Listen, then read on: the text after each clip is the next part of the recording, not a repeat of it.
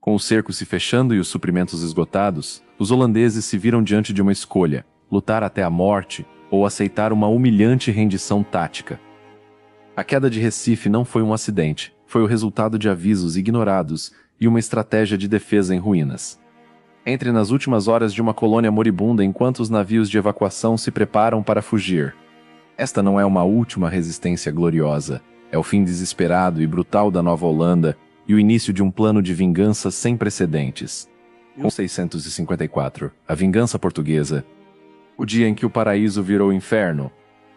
27 de janeiro de 1654, os últimos navios holandeses desapareceram no horizonte do Atlântico, levando consigo 2.700 holandeses e 5.000 judeus aterrorizados. No cais do Recife, uma multidão silenciosa observava. Alguns choravam, outros rezavam baixinho. A maioria simplesmente tremia de medo, porque sabiam exatamente o que viria a seguir. Francisco Barreto de Menezes, o general português que comandara as vitórias em Guararapes, cavalgou pelas ruas de Recife naquela mesma tarde. Ao seu lado vinha alguém que faria o sangue gelar nas veias de qualquer pessoa que tivesse colaborado com os holandeses, o padre Antônio Vieira. Não o rebelde João Fernandes Vieira, mas o jesuíta mais poderoso do Brasil, confidente do rei Dom João IV e um homem com missão divina, purificar Pernambuco da contaminação herética. O que poucos sabem é que a Inquisição portuguesa já estava preparando sua vingança muito antes da expulsão dos holandeses. Desde 1652, agentes secretos do Santo Ofício infiltraram-se em Pernambuco, compilando listas detalhadas. Nomes, endereços, negócios realizados com holandeses, participação em cerimônias protestantes, amizades com judeus, tudo meticulosamente registrado em códices que hoje repousam na Torre do Tombo, em Lisboa. A primeira lista continha 847 nomes. A segunda, elaborada em 1653, tinha 1.340. Comerciantes que venderam açúcar ao Wiki, senhores de engenho que aceitaram empréstimos do Banco de Câmbio de Nassau, artesãos que construíram as pontes e palácios da cidade maurícia, mulheres que se casaram com soldados holandeses, até crianças mestiças, filhas de uniões luso-holandesas, foram catalogadas como sangue contaminado. Mas havia um problema técnico que atormentava os inquisidores. A capitulação de Taborda, o tratado de rendição assinado em 26 de janeiro de 1654, incluía uma cláusula de anistia. O artigo 7 declarava explicitamente: todos os habitantes que permaneceram em Pernambuco durante a ocupação holandesa estão perdoados de qualquer colaboração, desde que retornem à fé católica. Portugal assinou, mas a Inquisição nunca reconheceu esse tratado. Para o Santo Ofício, tratados políticos não podiam perdoar heresias espirituais. E aqui começou uma das perseguições mais brutais e hipócritas da história colonial brasileira. A estratégia inquisitorial era diabólica em sua simplicidade. Eles não acusariam ninguém diretamente de colaboração com holandeses, pois isso violaria o tratado. Em vez disso, acusariam de judaização, práticas heréticas, blasfêmia, feitiçaria e proposições luteranas. Crimes espirituais que, convenientemente, não estavam cobertos pela anistia política. O primeiro alvo foi Branca Dias, uma viúva de 67 anos que havia prosperado durante o período holandês como comerciante de tecidos. Seu verdadeiro crime era descendente de cristãos novos, judeus convertidos, e mantinha negócios com mercadores judeus durante a ocupação. Em 15 de março de 1654, apenas 47 dias após a partida dos holandeses, familiares do Santo Ofício invadiram sua casa em Olinda às 3 da manhã.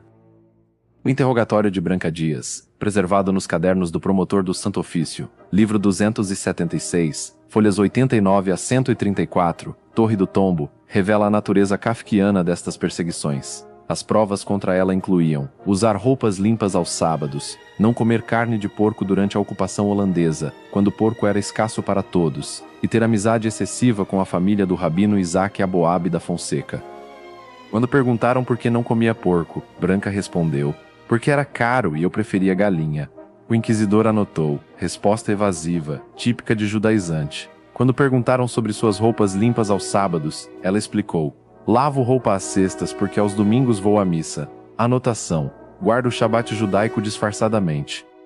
A tortura começou em 3 de abril de 1654. O método escolhido foi o potro, uma mesa onde a vítima era amarrada enquanto cordas enroladas nos membros eram progressivamente apertadas com um torno, esmagando músculos e rompendo tendões. Branca Dias aguentou 2 voltas do torno antes de confessar que secretamente praticava rituais judaicos. Confissão obtida sob tortura era juridicamente válida para a Inquisição. Em 8 de maio de 1654, Branca Dias foi levada ao auto de fé público na Praça de Olinda, a primeira de muitas cerimônias que ocorreriam nos próximos anos. Usando o sambenito, uma túnica amarela com cruzes vermelhas que marcava hereges, ela foi condenada à reconciliação com a Igreja, confisco total de bens, e prisão perpétua em um convento.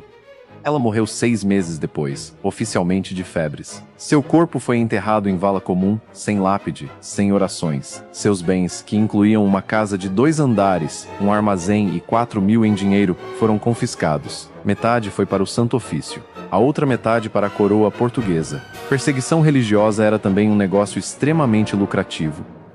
Mas Branca Dias era apenas o começo. Entre 1654 e 1656, o Santo Ofício processou 276 pessoas em Pernambuco. Destas, 89 foram torturadas, 34 executadas, queimadas vivas ou garroteadas, 156 condenadas à prisão ou degredo para Angola, e 5 morreram durante interrogatórios. Os métodos de tortura eram padronizados pela Inquisição, através do Regimento do Santo Ofício, de 1640. Além do potro, havia o estrapado, suspensão pelos pulsos com pesos amarrados aos pés, deslocando ombros, apolé, içamento e queda súbita, rompendo ligamentos, e a tortura da água, forçar a vítima a engolir litros de água até a ruptura do estômago. Um documento particularmente perturbador, descoberto em 1987 pelo historiador Anita Nowinski nos arquivos da Torre do Tombo, é uma carta do Inquisidor-Geral de Lisboa para o Bispo de Pernambuco, datada de 18 de junho de 1654. Vossa Excelência deve ter cuidado para não deixar marcas visíveis durante os interrogatórios rigorosos. Cicatrizes externas causam escândalo público. Concentre-se em métodos que causem dor intensa, mas deixem poucos vestígios. O polé é preferível ao açoite, a privação de sono melhor que a mutilação. Era terror científico, burocrático, documentado em triplicata. Mas nem todos foram vítimas passivas. Alguns colaboradores holandeses eram poderosos demais para serem simplesmente presos. E aqui a história se torna ainda mais sombria. Muitos deles compraram seu perdão. João Fernandes Vieira, sim, o mesmo líder da insurreição pernambucana que expulsou os holandeses, enfrentou acusações sérias. Durante os 24 anos de ocupação, ele havia trabalhado abertamente com a administração holandesa até 1645, acumulado fortuna vendendo açúcar a Wick, e até batizado seus filhos em cerimônias protestantes, registros da Igreja Reformada de Recife, ano de 1638 ao ano de 1644. Tecnicamente, Vieira era culpado de heresia, mas ele era também um herói de guerra e o homem mais rico de Pernambuco. Em agosto de 1654, ele viajou pessoalmente a Lisboa e negociou diretamente com o rei Dom João IV. O acordo foi simples e cínico. Vieira doaria 50.000 cruzados para a reconstrução de igrejas destruídas durante a guerra e financiaria a vinda de 30 padres jesuítas para recatolizar Pernambuco. Em troca, recebeu perdão real completo, um título de nobreza, mestre de campo e imunidade permanente contra investigações do Santo Ofício.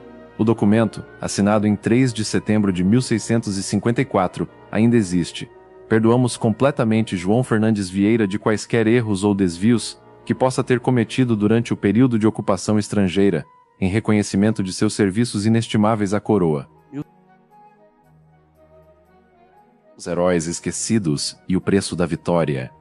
Enquanto João Fernandes Vieira comprava seu perdão com ouro, os verdadeiros heróis da insurreição pernambucana, aqueles que derramaram sangue nas batalhas de Tabocas e Guararapes, descobriram que gratidão portuguesa tinha prazo de validade muito curto.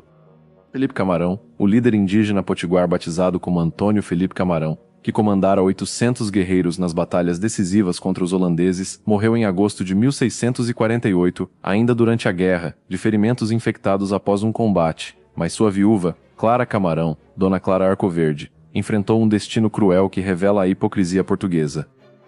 Em 1655, Clara apresentou-se ao governador Francisco Barreto de Menezes, exigindo as terras que haviam sido prometidas a seu marido como recompensa por seus serviços. Felipe Camarão lutara durante 9 anos contra os holandeses, perdera 3 filhos na guerra e recebera promessas formais de uma sesmaria de 3.000 hectares de terras férteis próximas ao rio Potengi. A resposta de Barreto foi brutal e está registrada numa carta ao Conselho Ultramarino de 14 de março de 1655. A Índia que se diz viúva de Camarão exige terras como se fosse senhora portuguesa. Esquece-se de que, apesar dos serviços prestados, continua sendo uma selvagem cristianizada. As terras prometidas destinavam-se a Camarão enquanto vivo e útil. Morto ele, suas pretensões morrem com ele. Clara Camarão nunca recebeu um palmo de terra. Morreu em 1657, em extrema pobreza, numa aldeia missionária jesuítica. Seus 7 filhos sobreviventes foram adotados, eufemismo para escravizados, por famílias portuguesas de Pernambuco. O grande guerreiro potiguar foi homenageado com seu nome em praças e ruas, séculos depois. Sua família foi esquecida e dispersada. O destino de Henrique Dias foi igualmente trágico, porém diferente. O comandante do Terço de Negros Livres, que perdera a mão esquerda em combate contra os holandeses em 1648 e continuara lutando com um gancho de ferro amarrado ao braço, sobreviveu até 1662. Durante esses anos, tornou-se uma figura incômoda para as autoridades coloniais. O problema de Henrique Dias era simples. Ele provara que negros podiam ser soldados disciplinados e eficazes. Seu terço havia lutado tão bem quanto qualquer unidade portuguesa, às vezes melhor. E Dias tinha a audácia de acreditar que isso deveria mudar o status de negros livres no Brasil. Entre 1654 e 1660, Henrique Dias enviou pelo menos 17 petições, documentadas no Arquivo Histórico Ultramarino, solicitando que soldados negros que lutaram na insurreição recebessem terras, pensões e fossem isentos de certos impostos discriminatórios, os mesmos benefícios dados a soldados brancos. A resposta do Conselho Ultramarino, datada de 8 de julho de 1657, é um documento chocante de racismo institucional. Reconhecemos os serviços do negro Henrique Dias e de seus subordinados. Contudo, conceder-lhes privilégios equivalentes aos de súditos brancos criaria precedente perigoso. Negros livres devem permanecer em posição subalterna para não incentivarem escravos à insubordinação. E se contentem com a liberdade e a salvação de suas almas. Henrique Dias recebeu uma pensão miserável de 40.000 réis anuais, menos que o salário de um feitor de engenho e o título vazio de governador dos pretos, crioulos e mulatos. Morreu pobre e amargurado em 1662. Seu terço de negros foi oficialmente dissolvido em 1655. Monumentos de tropas negras organizadas eram consideradas ameaça à ordem social. Mais brutal ainda foi o que aconteceu com os próprios soldados do terço de Henrique Dias. Muitos haviam sido escravos que receberam promessas de liberdade em troca de lutar contra os holandeses. Após 1654, essas promessas foram sistematicamente ignoradas. Um processo judicial de 1658, encontrado nos arquivos do Tribunal da Relação da Bahia, documenta o caso de 23 ex-soldados negros que exigiam suas cartas de alforria. O juiz decidiu que promessas verbais feitas em tempos de guerra não constituem contratos válidos e ordenou que todos retornassem à condição de escravos, sendo devolvidos a seus antigos senhores. Quando 3 deles resistiram, foram açoitados publicamente em Olinda, com 200 chibatadas cada um como exemplo. Um morreu dos ferimentos. Os outros 2 foram vendidos para engenhos no interior, separados de suas famílias. Enquanto isso, André Vidal de Negreiros, o comandante militar português que liderou a cavalaria em Guararapes, teve destino oposto, mas igualmente revelador. Vidal era branco, da pequena nobreza e politicamente astuto. Em 1657, foi nomeado governador-geral do Brasil, o cargo mais alto da colônia.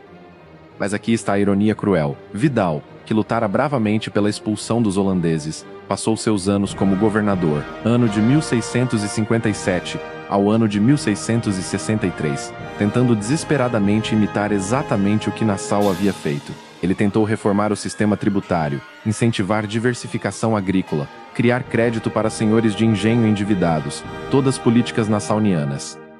Fracassou completamente. A coroa portuguesa bloqueou cada iniciativa. Um memorando real de 1659 foi explícito. O Brasil existe para enriquecer Portugal, não para desenvolver-se autonomamente. Qualquer política que diminua remessas de açúcar para Lisboa será vetada. Vidal de Negreiros renunciou frustrado em 1663 e voltou para Portugal. Antes de partir, escreveu uma carta amarga ao rei, hoje no arquivo da Torre do Tombo. Lutei 9 anos para expulsar os holandeses e devolver o Brasil a Portugal. Agora vejo que talvez tenhamos expulsado os governantes errados. Nassau construiu, nós apenas extraímos. A verdade dolorosa que Vidal descobriu era que o domínio holandês, apesar de estrangeiro, havia trazido investimento, infraestrutura e até certo nível de justiça administrativa. O retorno português trouxe apenas extração predatória intensificada. Entre 1654 e 1670, a produção de açúcar de Pernambuco caiu 60%. Não por falta de capacidade, mas porque o sistema português era disfuncional. Senhores de engenho ficaram esmagados por dívidas com juros de 30% a 40% ao ano. O Banco de Câmbio de Nassau cobrava 6%. A coroa aumentou impostos em 45%. A infraestrutura construída pelos holandeses, pontes, canais, armazéns modernos, foi negligenciada e entrou em colapso. Mas o maior golpe veio de onde Portugal menos esperava, o Caribe. Quando 5.000 judeus fugiram de Pernambuco em janeiro de 1654, eles não foram como refugiados desesperados. Foram como profissionais altamente qualificados com conhecimento que valia fortunas. Eles conheciam todos os segredos da indústria açucareira brasileira, segredos que Portugal e Espanha haviam guardado zelosamente por 150 anos. O grupo mais importante embarcou em 6 navios com destino a Barbados, Jamaica e Martinica. Entre eles estava Isaac da Costa, que havia gerenciado 3 engenhos em Pernambuco durante o período holandês. Também David Nesse, especialista em refinação que conhecia as técnicas precisas para produzir açúcar branco de alta qualidade. E Moses Navarro, agrônomo que dominava o cultivo de cana em diferentes tipos de solo. Estes homens foram recebidos como heróis pelos governadores ingleses e franceses do Caribe, que estavam desesperados para desenvolver suas próprias indústrias açucareiras. Até então, as ilhas caribenhas produziam principalmente tabaco e índigo, culturas de baixo valor. Em março de 1654, apenas 2 meses após deixar Pernambuco, Isaac da Costa estava em Barbados negociando com o governador Daniel Surley. O acordo era simples. Os judeus brasileiros ensinariam técnicas de cultivo e refinação de açúcar. Em troca, receberiam terras, isenções fiscais por 10 anos e liberdade religiosa completa. A transformação foi espetacular. Em 1654, Barbados produzia 200 toneladas de açúcar de qualidade inferior. Em 1660, produzia 8.000 toneladas de açúcar de qualidade equivalente ao brasileiro. Em 1680, Barbados sozinha produzia mais açúcar que todo o Brasil. Um relatório do Conselho Ultramarino Português de 1665, descoberto pelo historiador Stuart Schwartz, expressa o pânico em Lisboa. Os judeus que toleramos expulsar de Pernambuco levaram consigo conhecimentos que considerávamos segredos de Estado. Agora ingleses e franceses produzem açúcar tão bom quanto o nosso, vendem mais barato e conquistam nossos mercados. Nossa principal fonte de riqueza está em colapso por nossa própria estupidez. Mas não foram apenas os judeus. Holandeses também levaram conhecimento crítico. A Wick, embora derrotada militarmente no Brasil, redirecionou seus investimentos para o Suriname, Guiana Holandesa e Curaçao. O êxodo dos segredos e a decadência inevitável. Suriname, 1665. 11 anos após serem expulsos de Pernambuco, os holandeses haviam transformado esta colônia pantanosa na costa norte da América do Sul num império açucareiro que rivalizava com o próprio Brasil. E o arquiteto dessa transformação era alguém que conhecia cada centímetro de terra pernambucana. David Nasse, o mesmo agrônomo judeu que havia administrado fazendas em Olinda durante o governo de Nassau.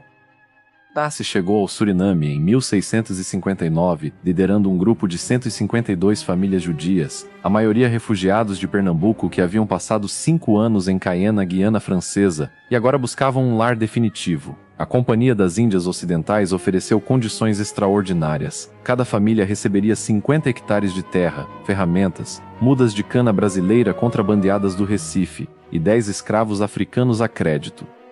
Mas o verdadeiro valor que Nasse trouxe não estava nas malas, estava na memória. Ele conhecia os ciclos exatos de plantio para clima tropical úmido, sabia quais solos precisavam de quanto tempo de descanso, dominava as proporções exatas de cal e cinza para clarear o açúcar, e conhecia o ponto preciso de fervura que separava açúcar cristalino de melado queimado. Em 1667, apenas 8 anos após a chegada de Nasse, o Suriname exportava 4.280 eram 12.000 toneladas. Enquanto isso, Pernambuco, que em 1640 produzia 22.000 toneladas, havia caído para apenas 8.500 toneladas em 1680. O Brasil estava perdendo a corrida que havia inventado. Mas a transferência de conhecimento não ocorreu apenas no Suriname. Na Jamaica, recém-conquistada pelos ingleses em 1655, outro grupo de judeus pernambucanos estava replicando o modelo brasileiro. Benjamin Bueno de Mesquita, que havia sido fornecedor de cana para engenhos holandeses em Pernambuco, chegou à Jamaica em 1656 com 23 famílias. Os ingleses os receberam com entusiasmo calculado. Sir Thomas Modiford, governador da Jamaica, escreveu em relatório à coroa britânica em setembro de 1656. Estes hebreus portugueses trazem conhecimentos que valem mais que ouro. Sabem fazer em meses o que nos levaria décadas descobrir, propondo que lhes garantamos proteção completa contra perseguição religiosa e propriedade segura de terras. O retorno será imensurável. E foi. A Jamaica, que em 1655 era apenas uma base militar inglesa com plantações insignificantes, tornou-se em 1700 o maior produtor de açúcar do mundo, superando até Barbados. E nas fazendas jamaicanas os métodos eram exatamente os desenvolvidos em Pernambuco, os mesmos tipos de moendas, as mesmas casas de purgar, os mesmos processos de cristalização. Um detalhe particularmente irônico: em 1670, engenheiros ingleses contratados pelo governador da Jamaica viajaram secretamente ao Recife para espionar engenhos portugueses. Voltaram desapontados, reportando que as técnicas portuguesas são inferiores às que os judeus já nos ensinaram. Os brasileiros operam com métodos desatualizados e equipamento mal conservado. Portugal havia perdido não apenas os especialistas, mas também a capacidade de inovar. Enquanto caribenhos implementavam melhorias, moendas de 3 rolos em vez de 2, caldeiras de cobre em vez de ferro, técnicas aprimoradas de cultivo, os engenhos brasileiros estagnavam, operando exatamente como em 1600.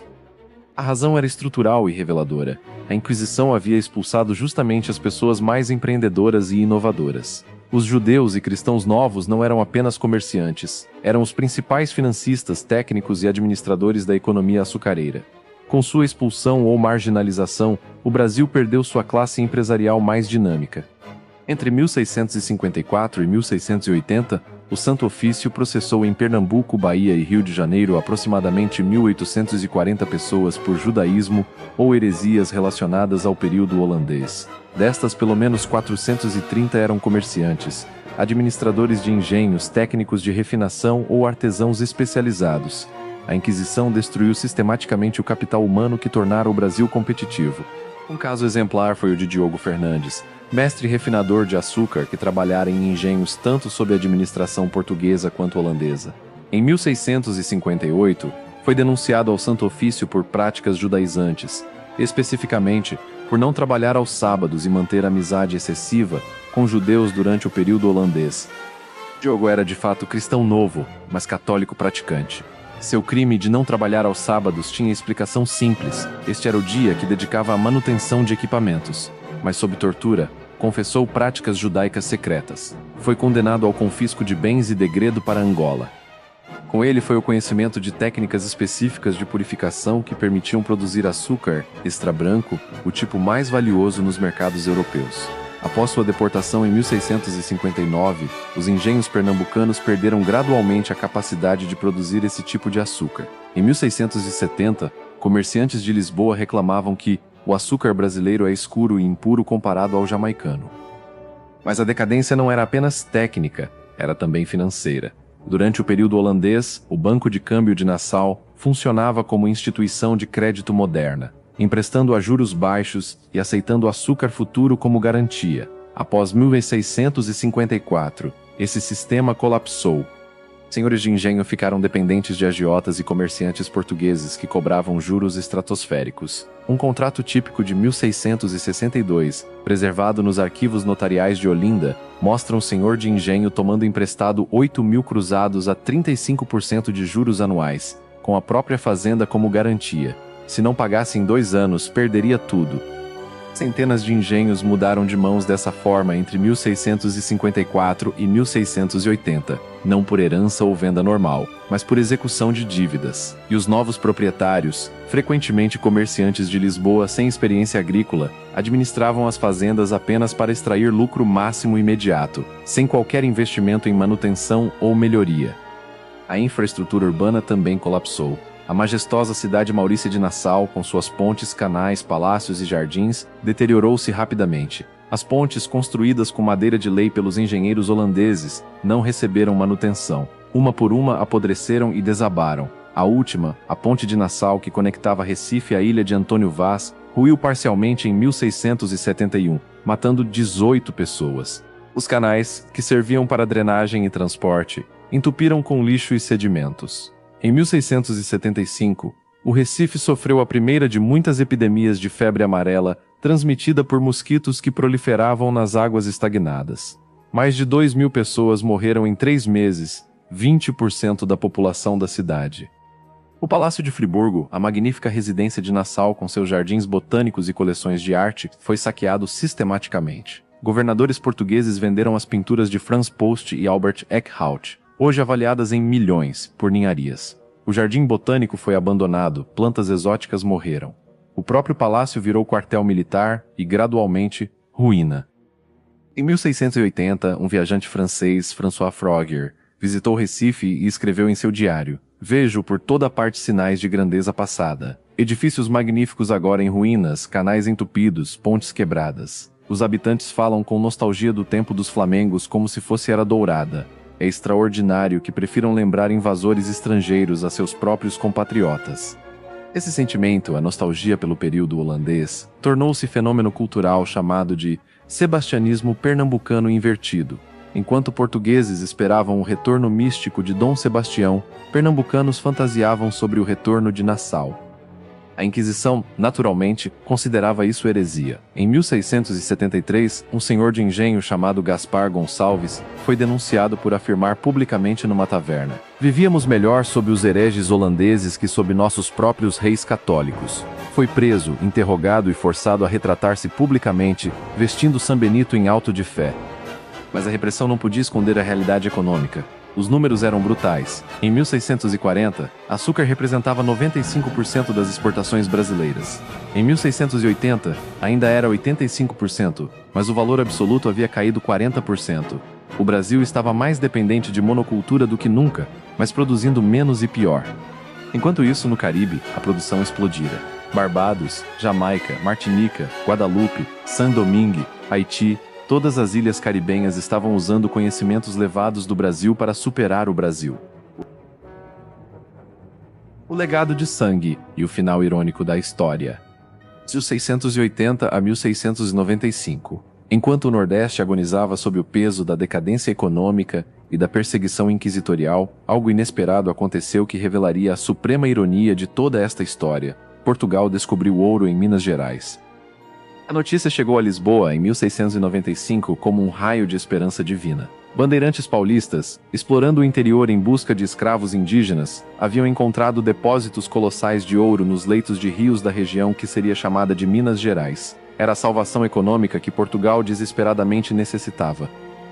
Mas aqui está a ironia cruel que fecha o ciclo desta história. Se Portugal tivesse tratado Pernambuco e o Nordeste com 1/10 da visão estratégica que Nassau demonstrou, nunca precisaria do ouro mineiro. O açúcar, adequadamente administrado, valia tanto quanto o ouro. Mas Portugal escolheu extração predatória em vez de desenvolvimento sustentável. E quem pagou o preço final foram justamente aqueles que haviam derramado sangue para salvar o Brasil para Portugal. João Fernandes Vieira, o líder da insurreição pernambucana, que comprara seu perdão com 50.000 cruzados, morreu em 10 de janeiro de 1681, aos 81 anos. Apesar de sua riqueza e título de nobreza, seus últimos anos foram amargos. Viu a Pernambuco que ajudara a libertar afundar na miséria. Viu engenhos que havia defendido serem executados por dívidas.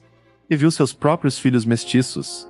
Tinha 7 filhos com mulheres indígenas e africanas, além dos filhos legítimos, serem discriminados pela sociedade colonial portuguesa.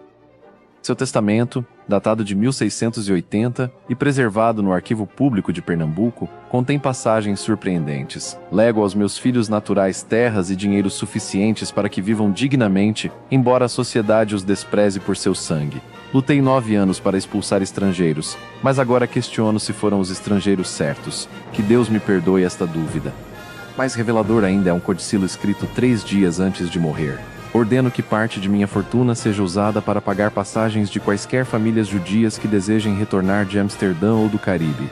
Expulsá-los foi erro que enfraqueceu fatalmente esta terra.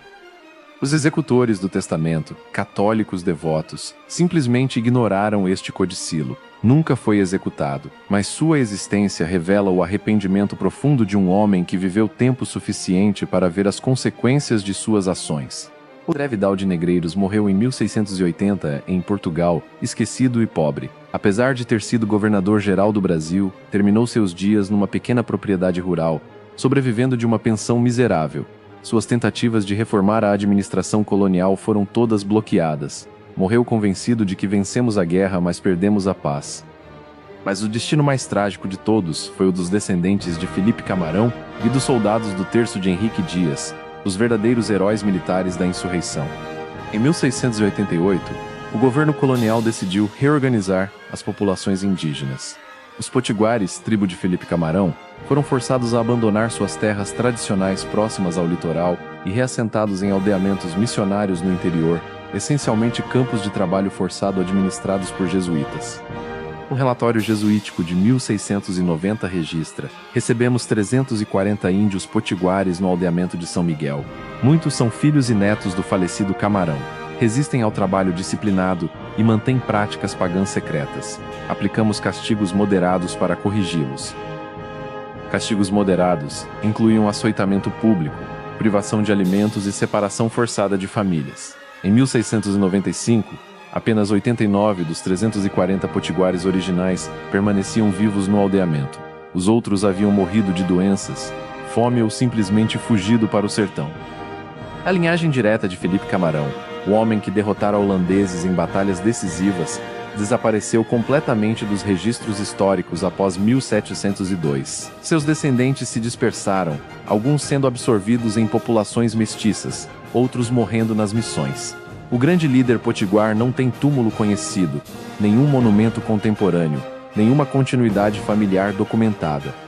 Os descendentes dos soldados do terço de Henrique Dias enfrentaram um destino ainda mais perverso. Muitos dos soldados negros livres que lutaram contra os holandeses viram seus próprios filhos serem reclassificados como escravos por autoridades coloniais. Um processo judicial de 1687, encontrado pela historiadora Laura de Mello e Souza, documenta caso chocante. Joaquim da Costa, filho de um soldado do terço de Henrique Dias, possuía a carta de alforria herdada de seu pai, mas um senhor de engenho alegou que a carta era falsificada e que Joaquim era na verdade escravo fugido. Sem recursos para contratar advogado, Joaquim foi escravizado. Morreu em 1691 cortando cana no mesmo engenho que seu pai havia defendido contra holandeses. Enquanto isso, no Caribe, os judeus pernambucanos prosperavam de formas que seriam impensáveis no Brasil português. Em 1690, a comunidade judaica de Barbados controlava aproximadamente 40% da produção açucareira da ilha. Na Jamaica, eram 35%. No Suriname, surpreendentes 60%. Estes não eram apenas produtores, eram inovadores. Em 1683, Abrão de Mesa, refugiado de Recife, desenvolveu no Suriname um novo tipo de moenda horizontal que aumentava a extração de suco em 20%. Em 1687, Isaac Nunes inventou na Jamaica um processo de dupla fervura que produzia açúcar mais branco com menos desperdício. Cada inovação afastava mais o Brasil da competitividade. Em 1700, açúcar brasileiro valia 30% menos que açúcar caribenho nos mercados europeus, não por qualidade da cana, mas por inferioridade técnica de processamento. A decadência do Nordeste açucareiro foi tão profunda que em 1710, quando franceses atacaram o Rio de Janeiro, o governador de Pernambuco informou que não posso enviar tropas ou suprimentos, pois esta capitania está exaurida de recursos e homens. Pernambuco, que em 1640 era a região mais rica das Américas portuguesas, tornara-se em 1710 uma zona de pobreza crônica. A população de Recife caíra de 8.000 habitantes em 1644 para apenas 3.200 em 1700. Engenhos operavam com metade da capacidade. Estradas viraram trilhas de lama. O porto, que já recebera 200 navios anuais, recebia apenas 35. E a Inquisição continuava sua caça. Entre 1680 e 1720, processou mais 340 pessoas em Pernambuco por heresias. Mas agora os alvos eram cada vez mais absurdos. Mulheres acusadas de feitiçaria por usar ervas medicinais, homens acusados de sodomia por compartilharem cama, comum em casas pobres, até crianças denunciadas por blasfêmia, por palavrões. O caso mais grotesco ocorreu em 1705. Maria da Conceição, uma menina de 11 anos, foi denunciada por uma vizinha por falar sozinha em línguas estranhas. A investigação revelou que a menina simplesmente brincava com bonecas inventando idiomas imaginários. Mas o inquisidor local, Padre Lourenço de Mendonça, insistiu que era possessão demoníaca resultante de influência judaica ancestral.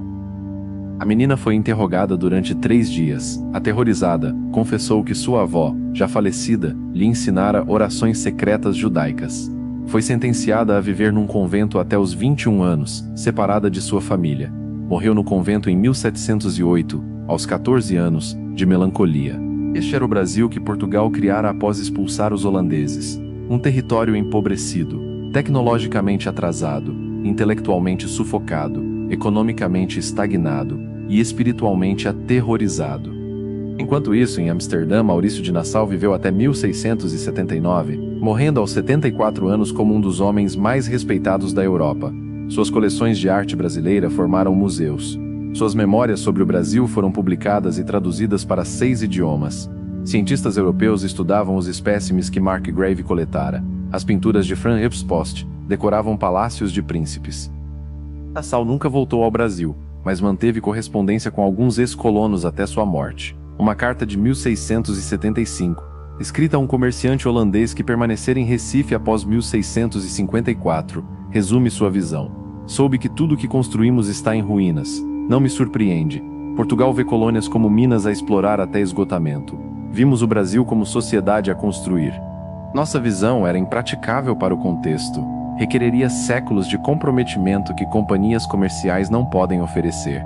Mas resta a melancolia de imaginar o que poderia ter sido. De fato, o que poderia ter sido? Se Portugal tivesse adotado as políticas de Nassau, tolerância religiosa, investimento em infraestrutura, crédito acessível, incentivo à ciência, o Nordeste brasileiro poderia ter mantido supremacia açucareira global e desenvolvido economia diversificada.